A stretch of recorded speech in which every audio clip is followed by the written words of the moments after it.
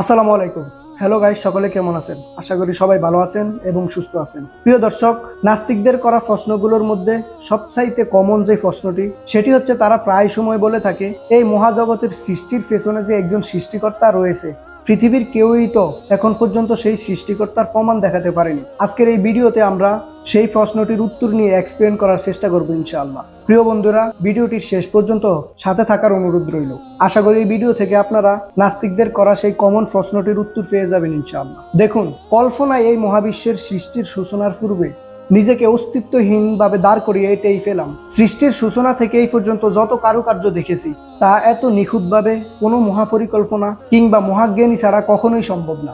ভেবে দেখুন, এই মহাবিশ্বে না আছে প্রাণী, না আছে গাছ, না আছে মাটি, নদী, পাহাড় থেকে শুরু করে না আছে কোনো নক্ষত্র, এমনকি না আছে কোনো আকৃতি, না আছে কোনো রং, এবং নিজেকে দাঁড় করানোর মতো না আছে কোনো স্থান। মানে এই বিশ্ব ব্রহ্মাণ্ডে এমন কিছুই নেই যা দ্বারা আপনি কোনো কিছু তৈরি তো দূরের কথা, কল্পনা করতে পারবেন।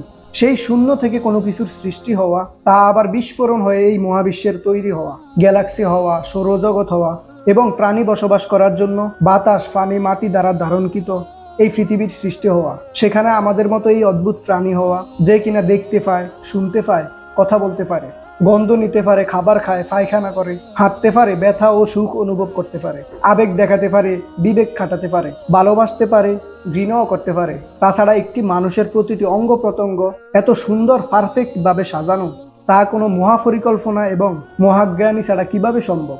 আপনাদের সহজভাবে বোঝানোর জন্য আমি একটি উদাহরণ দিচ্ছি। ধরুন, আপনাকে যদি একটি প্রাণী আঁকতে বলা হয়, সেই ক্ষেত্রে আপনি কি আঁকবেন?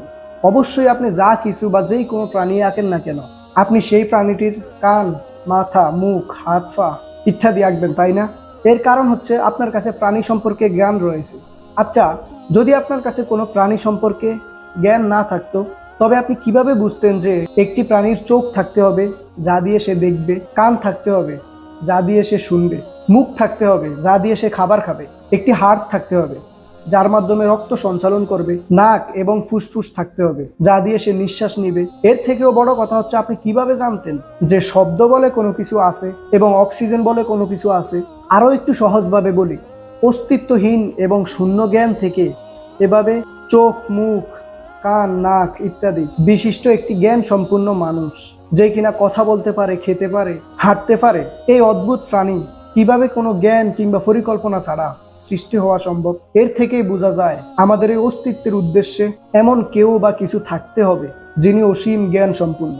প্রিয় দর্শক, আশা করি আপনারা নাস্তিকদের করা সেই কমন প্রশ্নটির উত্তরটি এই ভিডিও থেকে পেয়ে গেছেন। ভিডিওটি এই পর্যন্তই। দেখা হবে পরবর্তীতে নতুন কোনো স্টোরির সাথে। সেই পর্যন্ত সবাই ভালো থাকবেন, সুস্থ থাকবেন। হ্যালো গাইস, ফেসবুক পেজ এবং ইউটিউব চ্যানেলের সাথে থাকবেন। আল্লাহ হাফেজ।